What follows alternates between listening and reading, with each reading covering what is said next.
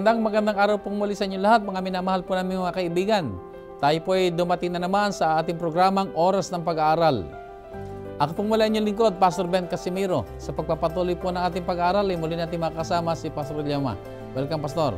Salamat, Pastor, na ang kabutihan ng Diyos ay ating nadadama at sa ating mga taga-subaybay ay patuloy nilang nararanasan na ang Diyos na ating pinag-aaralan at ang kanyang panukala ay nagaganap din sa kanilang mga buhay. Tayo po'y dadako na sa ating ika-12 leksyon at ito'y pinamagatang ang militanteng iglesia. Dito'y makita po natin ang iglesia kung paano ito ay patuloy na nagtatagumpay sa biyaya at kabutihan ng ating Panginoon.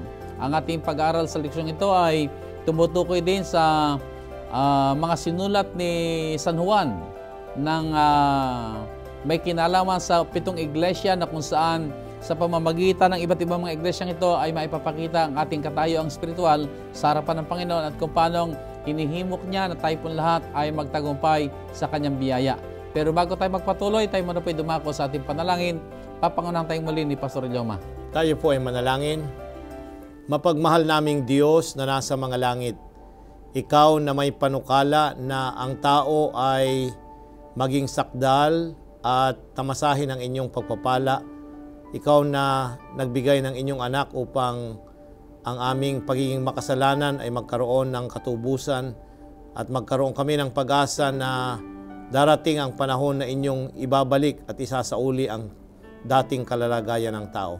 Salamat po na pag-aaralan namin sa araw na ito ang kasaysayan ng inyong iglesia at doon makikita ang pagtatagumpay at ang kanyang pagbagsak sa mga tuksong ibinibigay ng kaaway. Makita nawa namin ang aming mga sarili at hamunin namin ang aming mga sarili na magtapat hanggang sa wakas sa pangalan ng Panginoong Hesus. Amen. Maraming salamat, Pastor.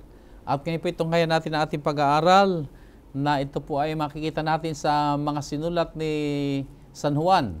Alam niyo po ang apostol na ito ang siyang pinakahuli sa mga alagad na sumulat. At siya rin ang kakahulilihang namatay. At dito ay nahayag naman ang kapangyarihan ng Panginoon na bagamat siya ay nasa napakalayong lugar na ipinatapon siya doon sa isla ng Patmos. Pero maging sa kanyang katandaan at maging sa napakalayong lugar ay ginamit siya ng Panginoon at ipinahayag sa kanya ang kalagayan ng 7 iglesia na talaga namang literal na may mga ganong iglesia sa kanyang kapanahonan.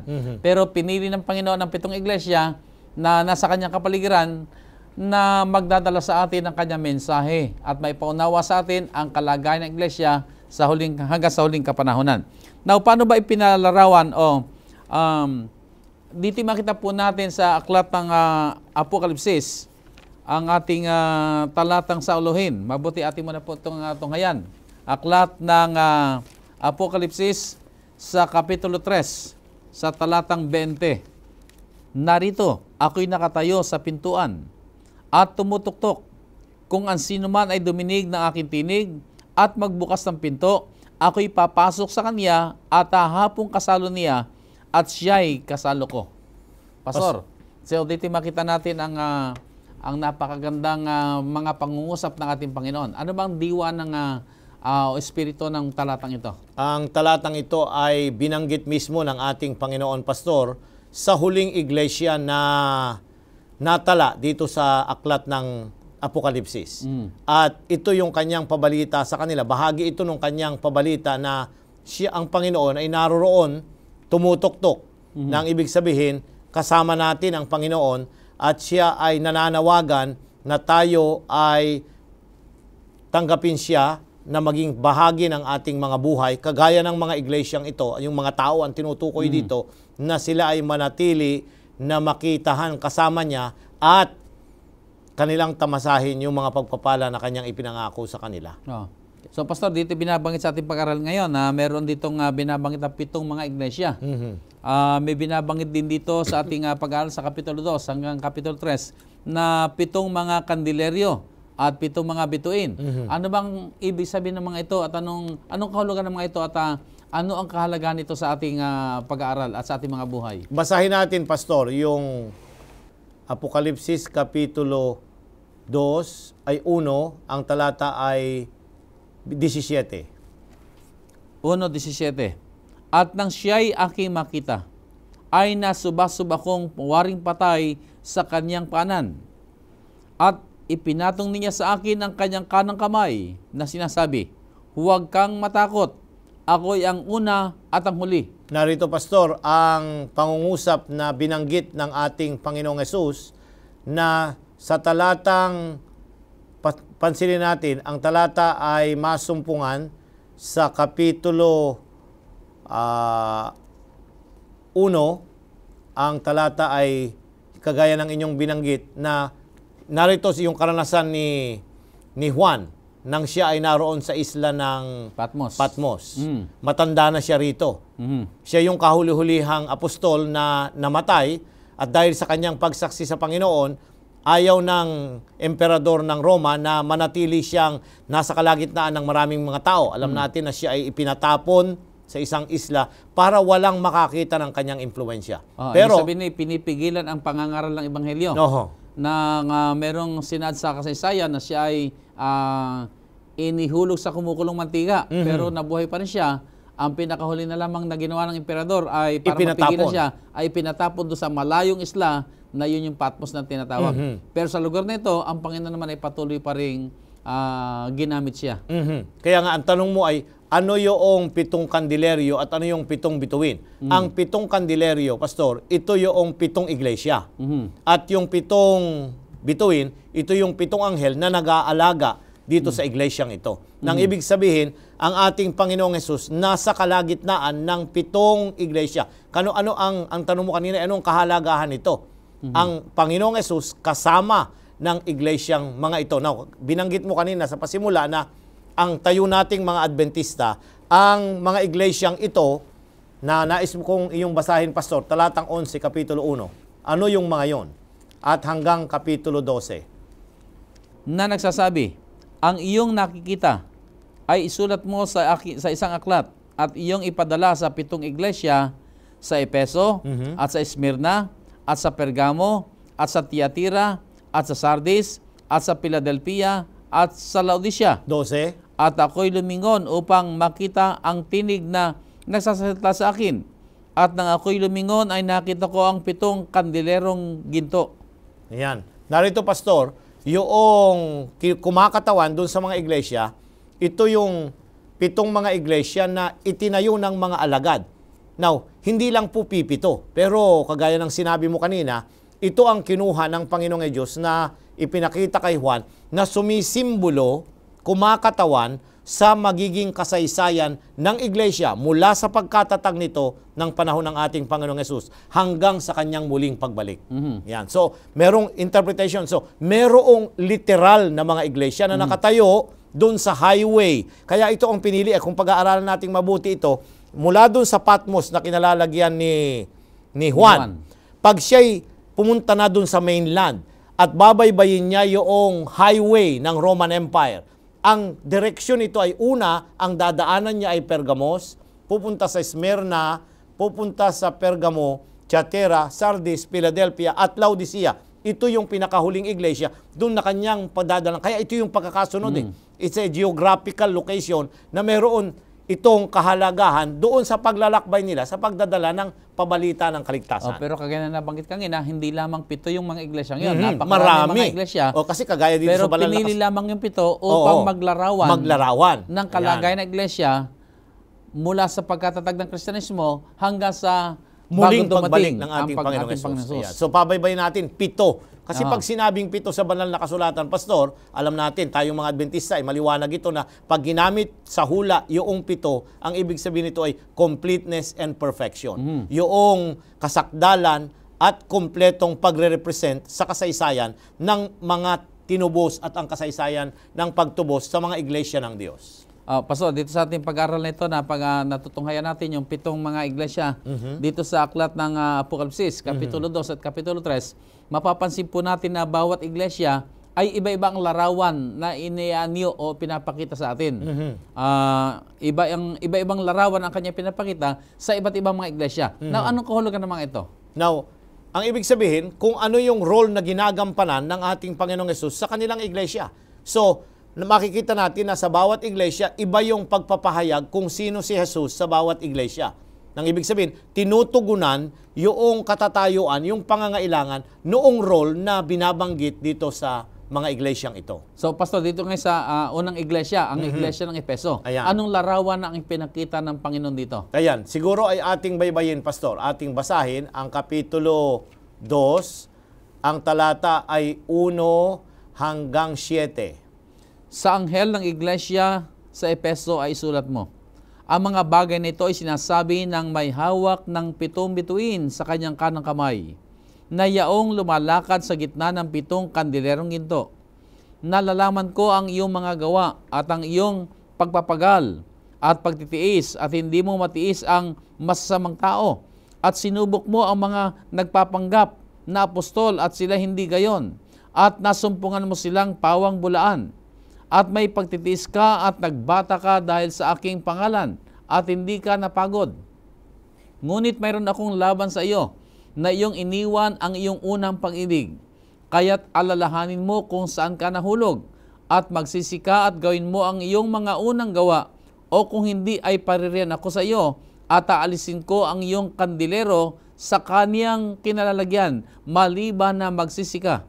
Ngunit ito'y nasa iyo, na iyong kinapupuotan ang mga gawa ng mga Nicolaita na kinapupuotan ko naman. Ang may pakinig ay makinig sa sinasabi ng Espiritu sa mga iglesia. Ang magtagumpay ay siya kong pakakanin ng punong kahoy ng buhay na nasa paraiso ng Diyos.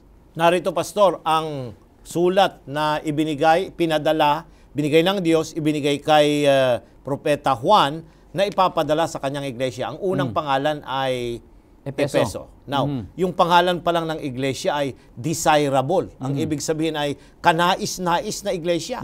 Ito yung magandang pasimula ng iglesia ng Diyos.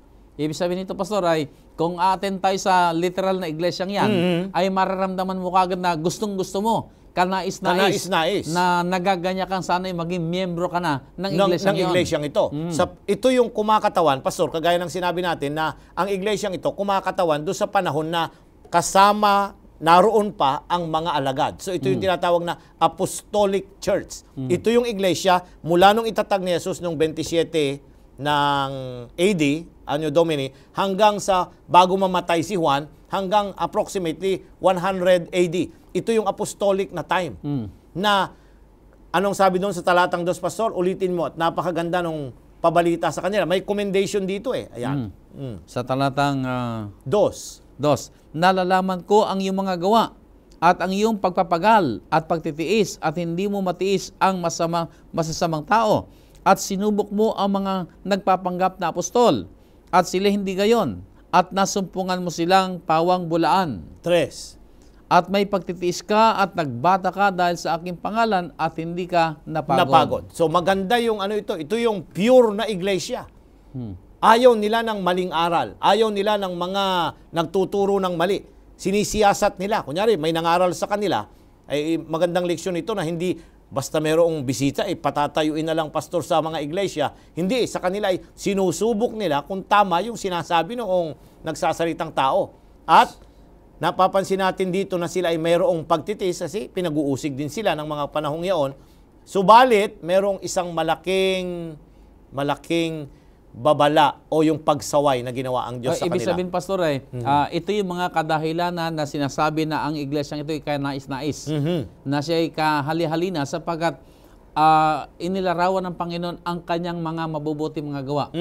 At yung katangian niya bilang isang iglesia na kahali-halina. Yan. Talatang 6, Pastor. Gusto kong idiin yun dahil binanggit yun ng ating leksyon.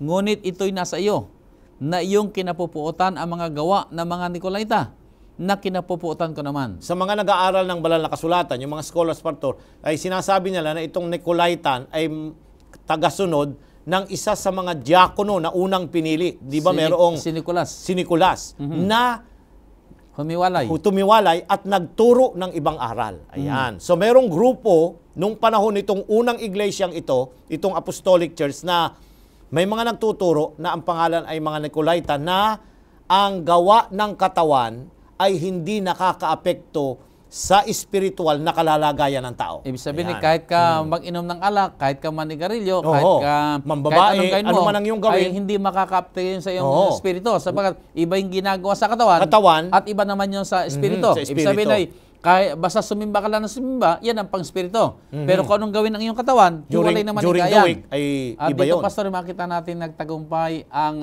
kaaway.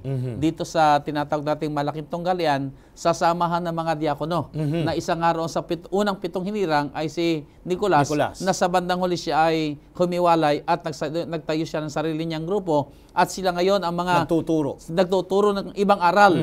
At ang sabi ng Panginoon ay kinamumuhian yung aral na yon. So kung ano yung kinamumuhian ng Panginoon, kinamumuhian din ng iglesia ng Efeso. Tama yon.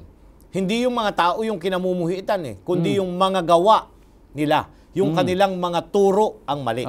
So, nais nating idiin, is bahagi ng ating leksyon, mga kapatid, sa linggong ito, na yung doktrina, yung aral ay mahalaga sa Panginoong Hesus, na dapat ito yung ipangaral at ituro at isakabuhayan ng mga kapatid sa loob ng iglesia. At dito sila pinarangalan ng Panginoon na ginagawa nilang kanilang bahagi na sila'y nagpapatotoo, na sila'y nangangaral sa pangalan ng ating Panginoon.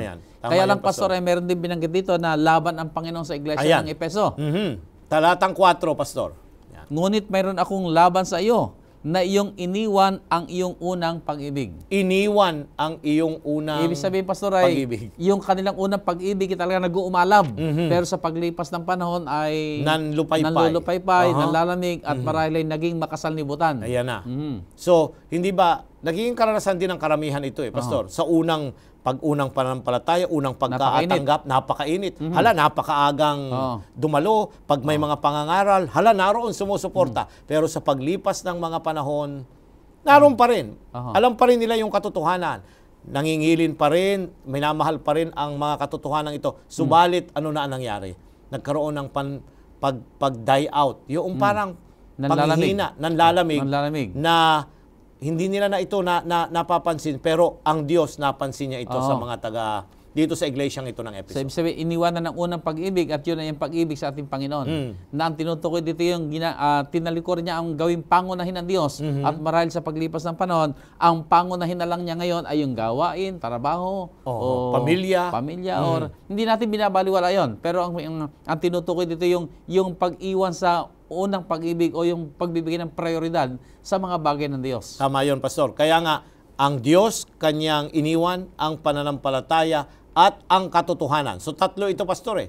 Mapapansin natin na ito yung naging kahinaan ng iglesyang ito. So, dun sa mga unang mga nanampalataya, pagkatapos ng ating Panginoong Hesus ay umakyat doon sa langit, mapapansin natin na nagkaroon din ng mga panlulupaypay. Nagkaroon ng mga pagtalikod din sa katotohanan at pananampalatayang kanilang tinanggap. Kagaya nitong si Nicolas, di ba?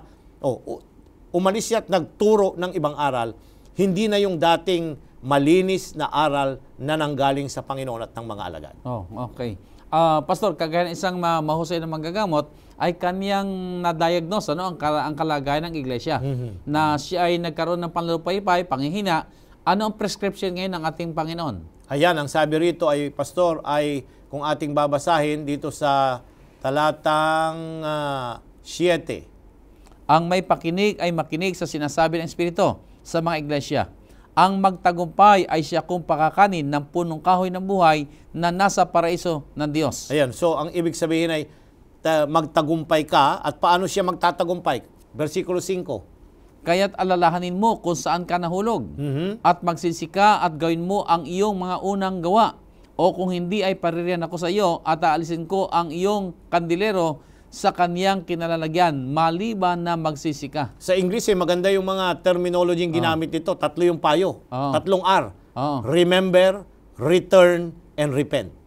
Magsisi, manumbalik, at iyong alalahanin. Yung mga bagay na dapat mong mahaling muli sapagkat yun ang nagdala ng pag-asa at ng buhay na walang hanggan sa iyo. So, ibig sabihin, remember, nalimutan na niya yung unang pag-ibig, ay di alalahaning muli. Yan. At kung magkapasulo siguro sa mag-asawa ay alalahaning muli ang panahon na sila ay may mainit na yung kanilang commitment na ibinigay. Mainit na pagmamahalan. Pero sa paglipas ng panahon ay nakalimot ng lamig, pero alalahanin nila.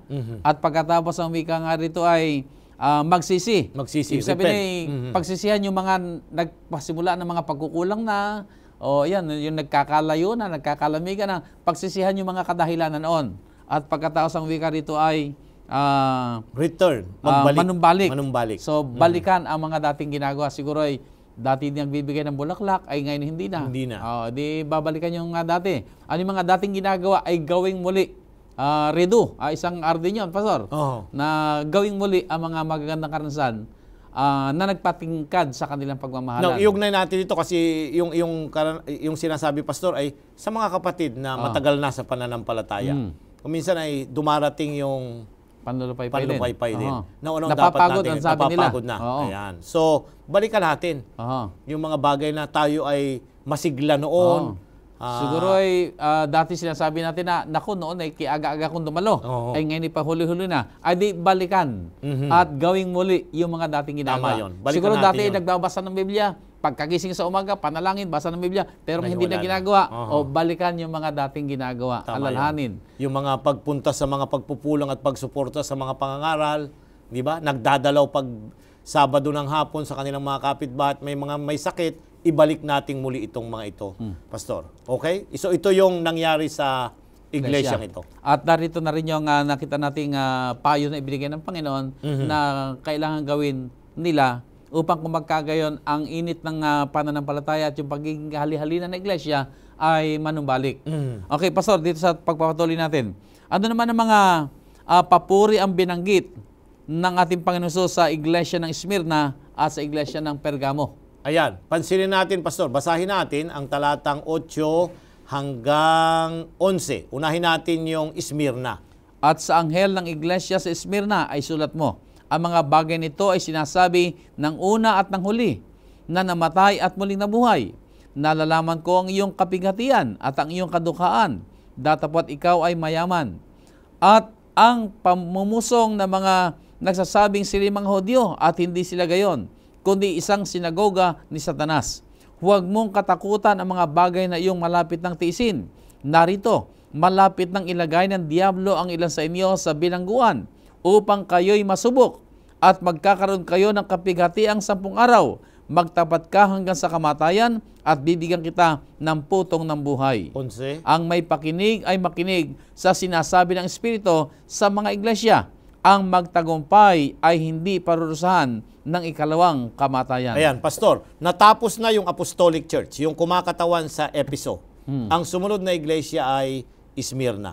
Ito yung period ng martyrdom o Ibig sabihin, pag-uusig. Panahon ng pag-uusig. Yan. So, ito'y tumagal ng halos 300 taon, Pastor. From 100 to 313 AD. Ito yung period na ang iglesia ay ganun na lamang ang pagpapahirap na ginawa. Pagkamatay ng mga apostol, yung mga sumunod na mga mananampalataya, pinag-usig Pinag-uusig dito. at Yan. pinahintulot ang kanilang kamatayan. Pero Pastor, magtingnan natin yung magandang larawan ng ating Panginoon na ipinapakita doon sa iglesia Oo, ng Smyrna. tama yun. Na siya yung namatay at muling nabuhay. Oo. So para sa akin, kung ako nasa iglesia ng Smyrna, Assurance ay yun. katiyakan ito na Katiyakan. okay, dadaan ako sa pag-uusig hanggang sa punto na ako ay Mamatay. mamamatay.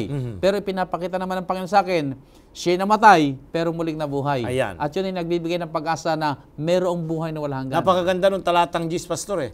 Sa panahong ganito na tayo pinag-uusig at may mga kahirapan, ang sabi ng Panginoon, ang salita ng Panginoon ang ating pinangahawakan. Ang sabi doon, huwag mong katakutan ang mga bagay na iyong malapit ng tiisin. Narito, malapit ng ilagay ng Diablo ang ilan sa inyo sa bilangguan upang kayo'y masubok at magkaroon kayo ng kapighatian 10 araw, magtapat ka hanggang sa kamatayan at bibigyan kita ng putong ng buhay. So narito, ang mga kaanib ng iglesyang ito, nangamatay ang karamihan sa kanila, pero nangako ang Panginoon, ibibigay niya ang putong ng buhay. At literal na nangyari ito sa kasaysayan, Pastor. Itong 10 years na 10 araw sa ating pag-aaral ng hula, ang araw kumakatawan sa isang taon. So 10 taon ito. Yung 10 years of persecution na naganap na marami talaga ang namatay doon sa pag-uusig na ginawa ng mga emperador imperyo ng panahong ito ang siyang naging pangunahin talaga na kanya naging pangunahing kaisipan na usigin at ipaubos ang lahat ng mga Kristiyano. Yan. Pero ito yung sandali na binigyan ng katiyakan ng Panginoon ang Iglesia na bagang masili dadaan sa ganitong mahirap na karanasan, pero naroon ng katiyakan na may ibibigay siya ng buhay na walang hanggan at hindi na maghahari pa sa kanila ang kamatayan kung dumating na ang ating Panginoon. Napakaganda, Pastor. At kung ating papansinin, ang iglesyang ito ay walang pagsaway. Walang Hindi sinaway ng Panginoon ito, kundi binigyan sila ng pangako na ang sino mang magtatapat ay, ang sabi doon, hindi makakatikim ng ikalawang kamatayan. Sa susunod na leksyon, yung huling leksyon, Pastor, ay tatalakayin natin itong una at huling kamatayan. Pag muling nagbalik si Jesus, ang mga namatay babangon. Pero merong ikalawang kamatayan, yung mga tao na hindi nagtapat kay Jesus ay doon sa dagat-dagatang apoy. Ito yung kamatayan na tinutukoy. Pastor, sa pag-aaral ng pitong mga iglesia, meron tayong makikita palaging pattern na yung iglesyang yan, magpapakita ang ating Panginoon na meron siyang larawan. At yung larawang yan ay may mensahe. At kung susundan din natin yung pattern niya, palagi may binibigay na commendation na babanggitin mo na yung mga mabubuti. At pagkatapos sa bandang huli, naroon yung rebuke o pagsaway. At saka yung susunod, yung payo. Pangako. Counsel, saka yung mga pangako. Pero sa iglesia ng Smyrna, walang binigay na rebuke. Tama yun, walang Pastor. pagsaway. Papuri at pagkatapos diretso na doon sa mga pangako at katiyakan. Yung counsel, yung payo na sila'y magtapat manatiling nagtatapat hanggang sa wakas. Now, Pastor, napansin natin na dito sa dalawang iglesyang ito, dalawa yung iglesia na walang pagsaway na binanggit ang ating Panginoong Hesus. Yung Philadelphia. Now, mamaya ay makikita natin kung bakit na hindi rin sila sinaway. Dahil dito, sasawayin mo pa ba itong tao na nais magtapat hanggang sa kawakasan? Talagang pati buhay niya, ibubuhos niya para sa Panginoon, para magtapat. Dito wala nang panahon, ikaw ay magiging gaya doon sa unang iglesia. So makikita natin ang iglesia ng Smyrna ay talagang mainit sa pananampalataya. Hindi kagaya nung nauna. Na handang mamatay para sa Panginoon. Pastor, isa pang magandang balita rito, yung salitang Smyrna, ito ay sweet. Sweet smelling.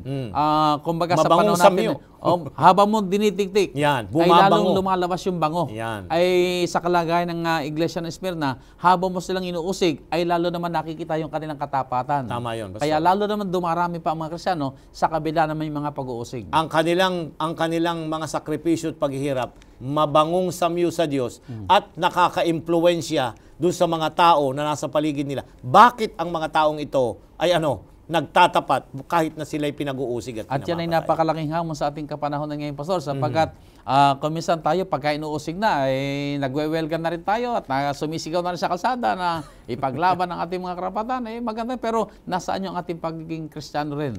So siguro nandun din yung balance na kung meron mang pag-uusig tayo dinaraanan, kung may mga pagsubok na tayo dumaraan, ay ipakita natin yung ating pananampalataya ay tayo nananatiling nagtatapat sa ating Panginoon. Tama yun, Pastor. Dumako tayo doon sa ikatlong iglesia, Pastor. Ang talata ay 12 hanggang sa 17. At sa anghel ng iglesia sa Pergamo ay isulat mo, ang mga bagay nito ay sinasabi ng may matalas na tabak na may 2 talim. Nalalaman ko kung saan ka tumatahan sa makatid bagay sa kinaroroonan ng luklukan ni Satanas. At iniingatan mong matibay ang aking pangalan at hindi mo ikinaila ang aking pananampalataya. Kahit ng mga araw man ni Antipas na aking saksi, aking taong tapat na pinatay sa gitna ninyo na tinatahanan ni Satanas. Datapwat mayroon akong ilang bagay na laban sa iyo, sapagkat mayroon ka diyang ilan na nangahawak sa aral ni Balaam, na siyang nagturo kay Balak na maglagay ng katisuran sa harapan ng mga anak ni Israel upang magsikain ng mga bagay na inihahain sa mga Diyos-Diyosan at makiapid. Gayon din naman na mayroon kang ilan na nangahawak sa aral ng mga Nicolaita. Magsisika nga, o kung hindi ay madaling pariyan ako sa iyo at babakahin ko sila ng tabak ng aking bibig. Ang may pakinig ay makinig sa sinasabi ng Espiritu sa mga iglesia. Ang magtagumpay ay bibigyan ko ng manang natatago at siya'y bibigyan ko ng isang batong puti, at sa bato ay may nakasulat na isang bagong pangalan na walang nakakalam kundi yaong tumatanggap. Ayan, Pastor, ang ikatlong iglesia ay yung ikatlong period o panahon sa kasaysayan ng Kristyanismo. So una, yung Efeso, yung Apostolic era, ang Smyrna, yung martyrdom o yung pag-uusig ng iglesia. Ang sumunod na iglesia, Pergamo, ay ang iglesia na ang ibig sabihin, ang pangalan ay heights, elevation. Nasa taas kasi kung titingnan ang syudad na ito, ay talagang mataas. Literal talaga literal na lugar niya ay mataas. Mataas. Exalted. Exalted. Nakataas ang iglesyang ito. Pero may mga ilan na nasa loob ng iglesyang ito na nagsimulang magturo ng mali. At yun ay ang Balaam, nandun din yung mga Nicolaitans at tagasunod na naman ni Nicolas. Pastor, kung ating babasahin sa nakaraan, kung masariwa lang natin, yung karansin ni Balaam, iyan ay propeta ng Diyos. Pero siya rin ang umakay sa bayan ng Diyos na sila ay mapalungi ng landas. Siya pa nagturo sa kalaban ng Israel kung paano mahulog sa tukso at kung paano tatanggap ng sumpa ang bayan ng Diyos. Ayan. So, ibig sabihin si Balaam dito ay makita natin nasa loob din ng iglesia. At siya ay sabi natin nakasama rin, pero ang kanyang kaisipan ay may mga personal siyang interest na dahil sa mga iyon ay handa niyang ipagkanunulo ang bayan ng Diyos. Oo. Dito ay nagpatuloy pa rin yung persecution, Pastor. Kaya kagaya nung lalaking si Antipas na binanggit sa talatang 13, siya ay pinatay dahil siya ay sumasalungat doon sa mga aral na ipinasok na ng Diablo sa loob ng iglesia. Now, papansinin natin, Pastor, na sa kasaysayang ito, mula 313, yung edict ng Milan, yung sinasabi na pinatitigil ang pag-uusig sa iglesyang itinato, Kristiyanong iglesia, nagkaroon ng kalayaan na ang iglesia at sila ay opisyal na tinanggap na official religion ng Roman Empire. Ayan. So, hindi na pinag-uusig. Sila na ngayon yung nataas na ang kanilang kalalagayan. At subalit, pumasok din yung mga iba't ibang mga maling aral na dahil ang mga nahikayat, mga pagano at mga emperador at kung sino-sino pa sa loob ng iglesia. Narito na yung panahon ni Emperador Constantino na alam po na sa kasaysayan nagsabi na siya ay naging isang Kristiyano. Pero sa kanyang pagiging Kristiyano, gusto rin niyang mapag-isa ang kanyang nasasakupan na halong Kristiyano at pagano, ay gumawa siya ng paraan na talaga mapag-isa. Hinimok niya ang mga pagano na maging Kristiyano. Pero yung mga gawi at aral ng pagano ay ipinasok naman sa loob din ng iglesia. Yun ang yung role ni Balaam dito at saka ng mga Nicolaitino na kanilang idinagdag ang mga maling aral sa aral na tinanggap naman ng mga kaanib sa loob ng iglesia. Siguro, Pastor, para maging malinaw sa ating mga taga-subaybay, yung karanasan yun, ang mga pagano, merong mga Diyos-Diyosan sa loob ng kanilang simbahan. Ang simbahan naman ng Kristiyano ay talagang simpleng simbahan. Walang mga kung ano mga rebulto. Nung pumasok ang mga pagano, ang sabi nila ay hindi na kami naniniwala sa mga iba-ibang mga Diyos, pero baka naman pwede ilagay natin si San Mateo.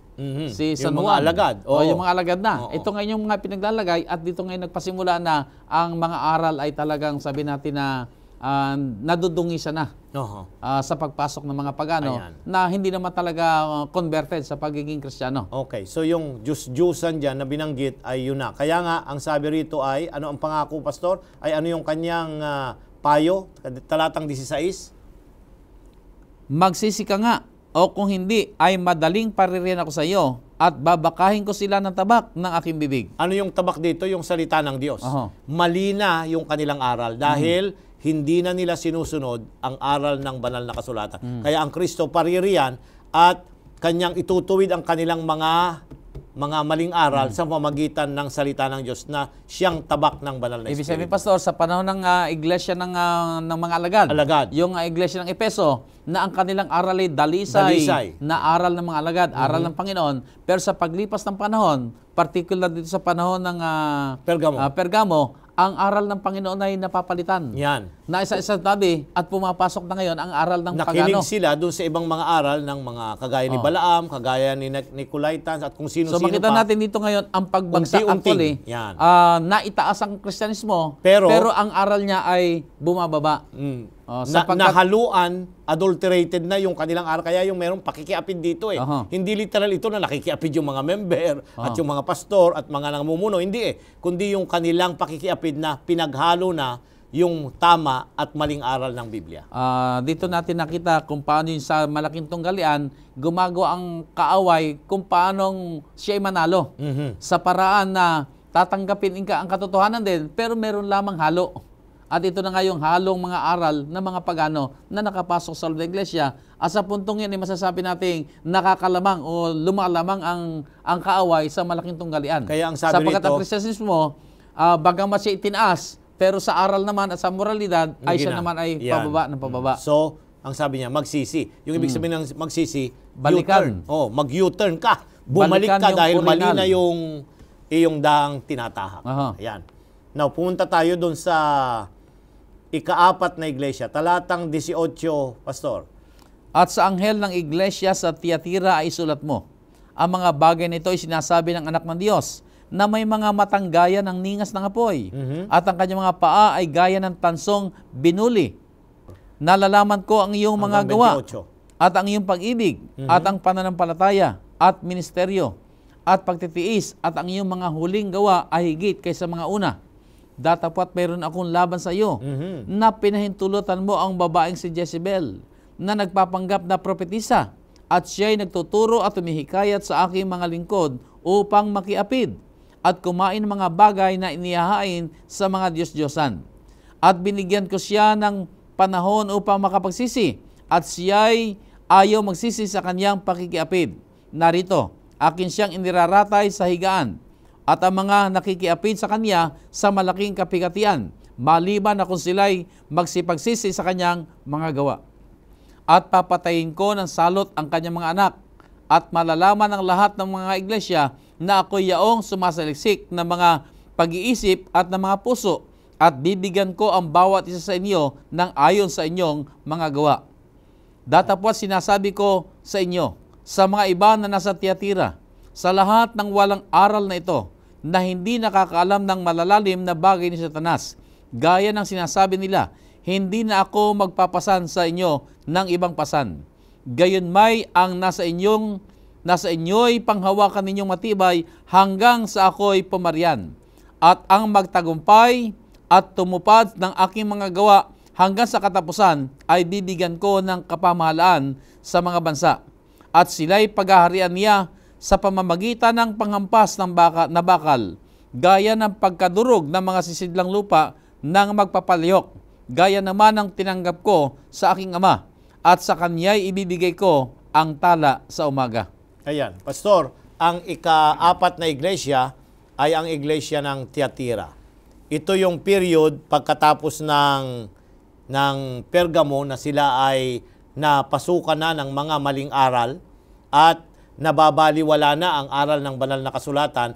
Ang iglesyang ito ang kumakatawan dun sa Dark Ages, Pastor. Ito yung pasimula ng madilim na kasaysayan ng iglesia. Bakit? Sapagkat pinag-usig ang mga iglesia at ang naghari na ay yung kumakatawan sa kay Jezebel.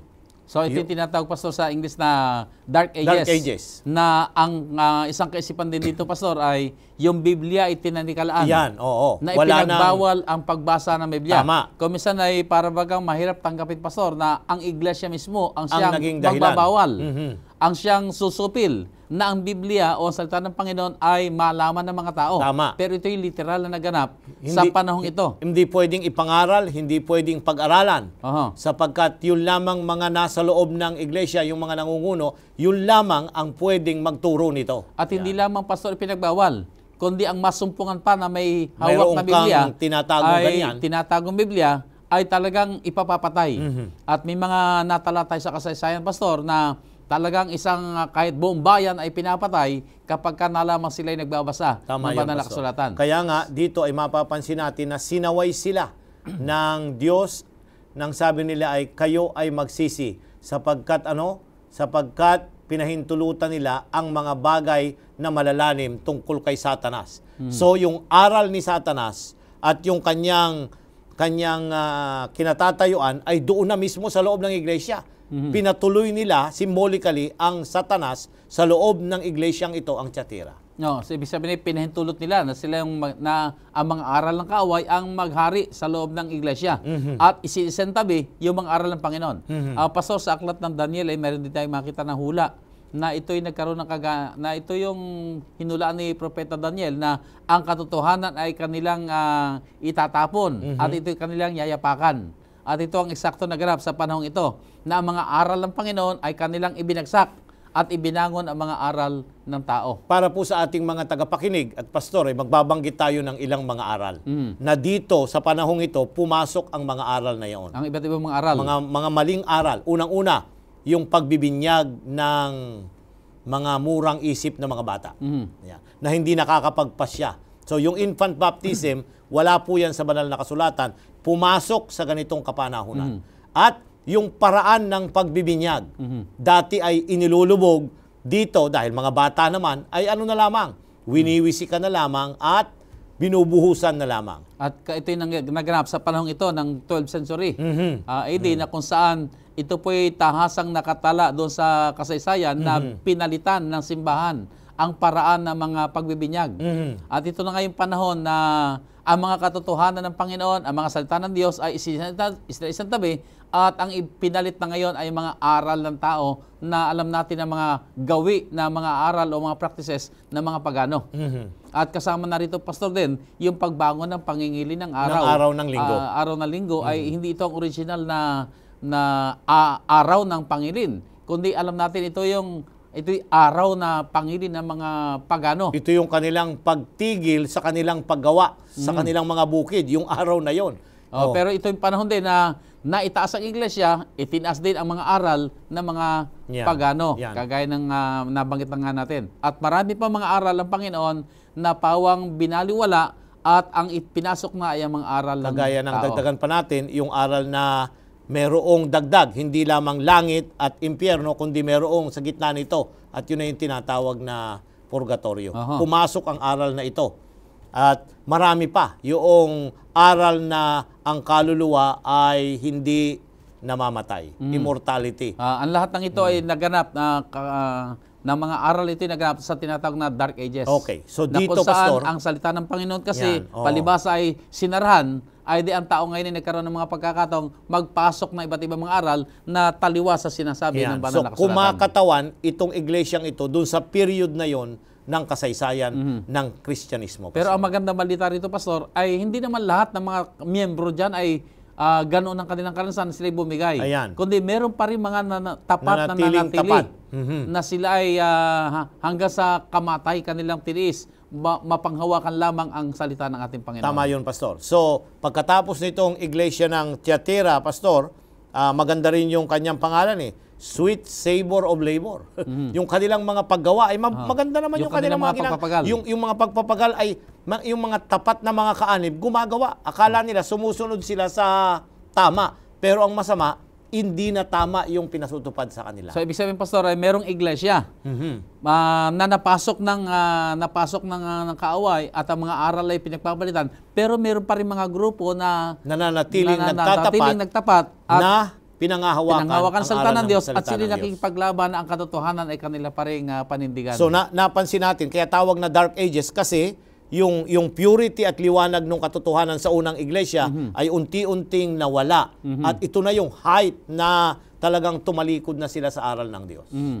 Okay, so ano pa, Pastor, yung susunod nating iglesia? Ang isusunod na iglesia ay yung Kapitulo 3, ang talata ay 1 hanggang 6, Pastor. At sa anghel ng iglesia sa Sardis ay isulat mo, ang mga bagay nito ay sinasabi ng may 7 espiritu ng Diyos at may 7 bituin. Nalalaman ko ang iyong mga gawa, na ikaw ay may pangalang, ikaw ay nabubuhay at ikaw ay patay. Magpuyat ka at pagtibayin mo ang mga bagay na natitira na malapit ng mamatay, sapagkat wala akong nasumpungang iyong mga gawang sakdal sa harapan ng aking Diyos. Alalahanin mo nga kung paanong iyong tinanggap at narinig. At ito'y tuparin mo at magsisika. Kaya't kung hindi ka magpupuyat ay paririn akong gaya ng magnanakaw at hindi mo malalaman kung anong panahon paririn ako sa iyo. Ngunit mayroon kang ilang pangalan sa Sardis na hindi nangagdumi ng kanilang mga damit at sila'y kasama kong nagsisilakad na may mga damit na mapuputi sapagat sila'y karapat-dapat. Ang magtagumpay ay daramtang gayon na mga mapuputing damit at hindi ko papawiin sa anumang paraan ang kaniyang pangalan sa aklat ng buhay. At ipahayag ko ang kaniyang pangalan sa harapan ng aking Ama at sa harapan ng kanyang mga anghel. Ang may pakinig ay makinig sa sinasabi ng Espiritu sa mga iglesia. Pastor, ang iglesyang ito ay may pangalan daw na buhay pero siya ay patay. Ito na yung panahon na period na tinatawag na Reformation period. Ito yung panahon na tumalikod. May mga ilan sa kanila na sa kanila din, doon sa iglesia ng Tiatira, na nagsimulang tuligsain yung aral at mga palatuntunang ipinapahayag doon sa iglesyang yaon. So sa kasaysayang ito, kumakatawan itong Sardis doon sa period ng tinatawag nating Reformation era, na may tatlong malalaking aral na itinuro. Una, ang Biblia at ang Biblia lamang ang batayan ng paligtasan at ng practices, ang kanilang kasakabuhay. Ikalawa, yung priesthood of all believers, na lahat tayo ay mga pari na pwedeng lumapit sa Diyos. Hindi po merong pari na magdadala sa atin para sa Panginoon. At yung huli ay yung tinatawag na yung aral na yung the Bible, yung priesthood, at saka yung karapatan na ipangaral ang Ebanghelyo, righteousness by faith. Ang tao'y naliligtas sa pamamagitan ng kaligtasan. Ito ang kontribusyon ng iglesyang ito, itong Reformation time, na hindi tatanggalin ang kanilang mga pangalan. Pastor, siguro tingnan natin. Pag sabi natin panahon ng Reformasyon, ay ito yung panahon kasi ng panahon na yung mga tao ay nakapasok na ang mga aral ng kaaway. Pero sila ngayon ang mga nagbabangon.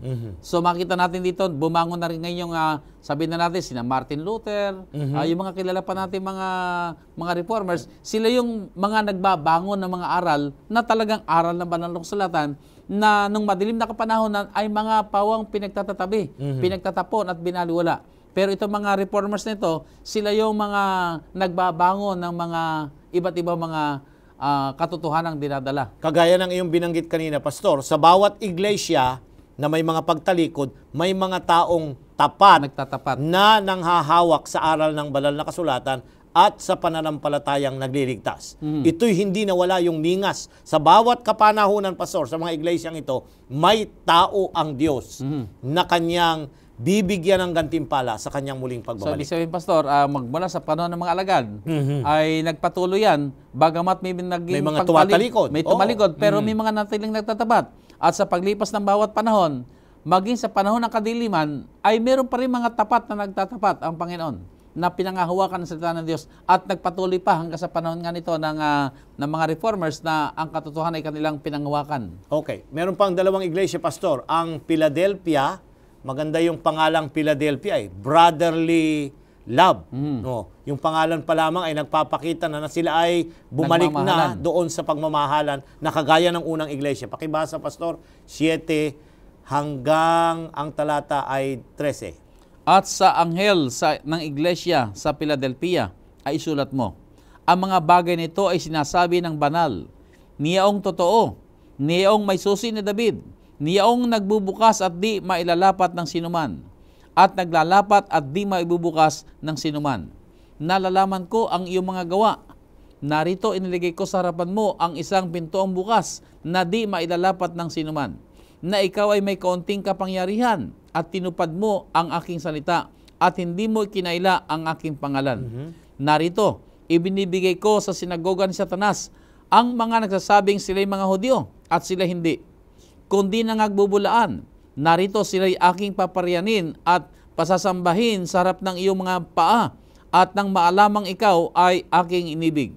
Sapagkat tinupad mo ang salita ng aking pagtitiis, ikaw naman ay aking ingatan sa panahon ng pagsubok na darating sa buong sanglibutan upang subukin ang mga nananahan sa ibabaw ng lupa. Ako'y dumarating na madali. Panghawakan mong matibay ang nasa iyo, upang huwag kunin ng sinuman ang iyong putong. Ang magtagumpay ay gagawin kong haligi sa templo ng aking Diyos, at hindi na siya lalabas pa doon. At isusulat ko sa kanya ang pangalan ng aking Diyos at ang pangalan ng bayan ng aking Diyos, ang bagong Jerusalem, na mananaog mula buhat sa langit mula sa aking Diyos, at ang aking sariling bagong pangalan. Ang may pakinig ay makinig sa sinasabi ng Espiritu sa mga iglesia. Ang pang-anim na iglesia ay Philadelphia. Ito yung iglesyang kumakatawan sa panahon ng nagbukas, yung pintuan ditong binuksan na hindi pwedeng isarado. Ito yung tinutukoy na yung pagmimisyon at pagmimisyonero sa iba't ibang dako ng ating sanlibutan na puno ng mga paganong pananampalataya. Ito yung panahon na pinahintulutan ng Diyos ang mga tapat na mga nangangaral at naniniwala ng Ebanghelyo na dumako sa Afrika, sa India, sa iba't ibang dako ng sanlibutan upang ipangaral ang tunay na daan ng kaligtasan, at yun ay ang nagliligtas na Kristo. At ito ay nandoon yung kanilang pagmamahalan talaga sa ikaliligtas ng kanilang kapwa. So napakagandang kaisipan, Pastor, na maging sa ating panahon ay magiging mabilis ang pangangaral, magiging mabilis ang misyon kung naroon ang pagmamahalan. Yan. Kaya ito ngayon ang gusto natin mangyari sa ating mga iglesia, na sa halip na nagtutulog saan, nagpapansin na ng mga mali, ay ito yung mga kahayagan na kinukulang na tayo sa pag-ibig. Pero tayo, ang wika ay kailangan din tayong gumawa ng pagsisisi at balikan natin yung unang pag-ibig, at ang Diyos ang magpapaalam nito sa ating puso at pag-aalabin din niya yung ating tinatawag na missionary spirit. Tayo ay nasa huling iglesia, Pastor. At maaring pakibasa mo, ang talata ay talatang 14 hanggang 22. At sa anghel ng iglesia sa Laodicea isulat mo, ang mga bagay nito ay sinasabi ng siya nawa, ng saksing tapat at totoo, ng pasimula ng paglalang ng Diyos. Nalalaman ko ang iyong mga gawa, na ikaw ay hindi malamig o mainit man. Ibig ko sanang ikaw ay malamig o mainit. Kaya sapagkat ikaw ay malahininga at hindi mainit o malamig man, ay isusuka kita sa aking bibig. Sapagkat sinasabi mo, ako'y mayaman at nagkamit ng kayamanan, at hindi ako nangangailangan ng anuman. At hindi mo nalalamang ikaw ang aba, at maralita, at dukha, at bulag, at hubad. Ipinapayo ko sa iyo na ikaw ay bumili sa akin ng gintong dinalisay ng apoy, upang ikaw yumaman, at ng mapuputing damit upang iyong maisuot, at upang huwag mahayag ang iyong kahiyahiyang kahubaran, at ng pangpahid sa mata, na ipahid sa iyong mga mata upang ikaw ay makakita. Ang lahat kong iniibig ay aking sinasaway at pinarurusahan. Ikaw nga'y magsikap at magsisi. Narito ako'y nakatayo sa pintuan at tumutuktok. Kung ang sino man ay duminig ng aking tinig at magbukas ng pinto, ako'y papasok sa kaniya at hahapong kasalo niya, at siya'y kasalo ko. Ang magtagumpay ay aking pagkakaloobang umupong kasama ko sa aking luklukan. Gaya ko naman na nagtagumpay at umupong kasama ng aking ama sa kanyang luklukan. Ang may pakinig ay makinig sa sinasabi ng Espiritu sa mga iglesia. Pastor, ito yung panghuling iglesia. Ito yung ini-expect natin na kumakatawan sa huling iglesia bago dumating ang ating Panginoon. Ito yung ating panahon. Ang pangalang Laodicea, ang ibig sabihin ay hinahatulan ang mga tao. People being judged. Ito yung period na naniniwala tayo sa aral ng Biblia na nasa panahon tayo na mayroong paghatol o paghukom na ginagawa ang Diyos sa mga taong narito at namumuhay sa balat ng lupa. Pastor, bago kasi dumating ang ating Panginoon, ay kinakailangan maganap ang mga paghukom. At sa kanyang pagbabalik, ay dala na niya ang gantimpala ayon sa ating mga gawa. Ibig sabihin ay, bago bumalik ang Panginoon, gagawin muna ang panahon ng paghuhukom. Nag-evaluate na, nag-screen na kung sino yung kambing at yung tupa. Yan. Kung sino yung nasa kanan at nasa kaliwa. Ito yung this period na kinakailangang ihiwalay yung mga tao na nagtatapat sa Panginoon. At Pastor, ang kalagayan dito ng iglesia ay talaga sabi natin hindi maganda. At kung mapapansin pa natin, wala ditong commendation. Dumiretso ang Panginoon doon sa rebuke na ang kanyang kalagayan ka ay nagmamalaki siya mayaman, pero mahirap. nagmamalaking may magandang kasuotan, pero siya hubad. Nagmamalaking siya ay may malinaw na mata, pero siya ay bulag. So, ano ibig sabihin nito, Pastor? Pinapakita nito, Pastor, na ang iglesia ay una, kulang siya sa pananampalataya. Ikalawa, ay wala siyang pangunawa ng tama, spiritual discernment. At yung huli, kulang siya ng yung katwiran ng Panginoon dapat ibihis sa kanya. So dito makita natin ang iglesia, bagamat ganito ang kalagayan, pero hindi naman ibig sabihin tinalikuran ng Panginoon. Kundi nandoon yung kanyang pag-ibig ng iglesyang ito ay maakay niya sa pagsisisi, at kagaya ng mga naunang iglesia, siya man ay manumbalik sa Diyos at siya ay mamuhay ayon sa panukala ng Panginoon. Ang maganda rito, Pastor, ay mahal ng Panginoong Hesus ang mga ito. Hindi niya sila sasawayin kung hindi niya sila mahal. Ang mga iglesyang ito mula sa apostolic, yung persecuted church, yung compromising church, yung church ng Dark Ages, yung tumalikod na iglesia, yung missionary church, at saka itong period ng paghatol. Ito yung period, itong mga iglesyang ito ay ipinakita sa atin dito dahil makita rin natin yung malaking tunggalian. Nang ibig sabihin, ang dyablo gumawa dito na hindi marami ang mapunta sa langit, kundi nais niya marami siyang kasama na pupunta sa pagkasira. Sa lahat ng panahon, Pastor, makita natin ang kaaway gumagawa. Sa lahat ng iglesia, hanggang sa huling kapanahon, patuloy siyang gumagawa upang kung magkagayon, ay maakay niya ang tao na huwag maligtas, na mapalayo sa Diyos. Pero ang Diyos naman ay gumagawa rin. At nagbibigay siya ng mga payo, at siya nagbibigay ng encouragement, nagbibigay siya ng mga hakbangin upang kung magkagayon, ang tao naman ay huwag mapahamak, kundi magising din sa katotohanan na siya ay magsisi at manumbalik sa Diyos upang siya ay hindi mawaglit sa ating Panginoon.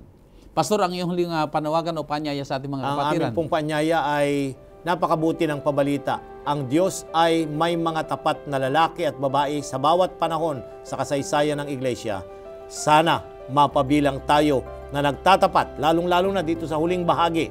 Bagamat may mga pagkukulang, bumili tayo, sumalok tayo, at ating tanggapin yung payo sa atin na manatiling nagtatapat, manampalataya, at ang likas ni Kristo, yung kanyang katwiran, ang ating ibihis para tayo nakahanda sa kanyang muling pagbabalik. Maraming salamat, Pastor. At sa kabuuan ng ating pag-aaral, makita natin ang larawan ng ating Panginoong Hesus sa pitong mga iglesia na siya umiikot at sinusubaybayan ng iglesia na ito'y nagpapahayag ng kanyang intimate relationship sa iglesia. Nahangad niya ang iglesia ay magtagumpay at ginagawa ng Diyos ang lahat ng paraan upang kumagkagayon ang iglesia na kanyang minamahal na binili ng sariling dugo ng ating Panginoong Hesus sa bandang huli ay magtagumpay at magmana ng buhay na walang hanggan. Mga kaibigan, tayo po lahat ay may pasya na kailangang gawin. Pasyahan po natin sa biyaya ng Panginoon. Tayo po ay manunumbalik sa Kanya, magtatapat sa Kanya, at ibigay natin ating buhay sa Kanya, at ang Diyos naman ang magbibigay sa atin ng buhay na walang hanggan. Tayo po ay dumako na sa ating panalangin. Dakila at banal po namin Diyos, salamat po sa pag-aaral na ito. Salamat po, Ama, sa pagbibigay sa amin ng katiyakan. Ang iglesia ay inyong minamahal. Sa kabila na ito'y dumaan sa iba't ibang karanasan ng buhay, pinighati ng kaaway, at bagamat dumating sa iglesia ang karanasan na namuhay ng taliwas sa inyong panukala, gayon may kay nariyan, patuloy na nangihimok, patuloy na inaakay ang iglesia na manumbalik sa inyo, na magtapat sa inyo, na kilalanin kayo ang Diyos at Panginoon ng aming mga buhay. At ngayon, O Diyos, itinataas po namin sa inyo ang lahat namin mga taga-subaybay. Hinihiling, O Diyos, na ibigay sa kanila ang pagkaunawa ng inyong banal na kalooban, na kami po, Panginoon, magsisi, lumapit sa inyo, isakabuhayan ng mga aral ng aming Panginoon, kami maging ilawan ng sanlibutan, at sa bandang huli, O Diyos, masumpungan kami, gumagawa at kabahagi ng inyong nagtatapos na gawain dito sa sanlibutan. Managana kami, Panginoon, sa inyong pag-ibig at mga kabutihan. Managana kami, Ama, sa inyong mga pagpapala sa araw-araw. Salamat po na inyong tinugon ng aming mga dalangin. Alang-alang po ang lahat sa banal na pangalan ng aming Panginoong Hesus. Amen. Muli po ang aming paanyaya na sa darating na linggo, magkasama-sama tayong muli at ating pong ipagpatuloy ang pag-aaral ng salita ng Diyos dito sa programang Oras ng Pag-aaral. Pagpalain kayong lahat ng ating mahal na Diyos.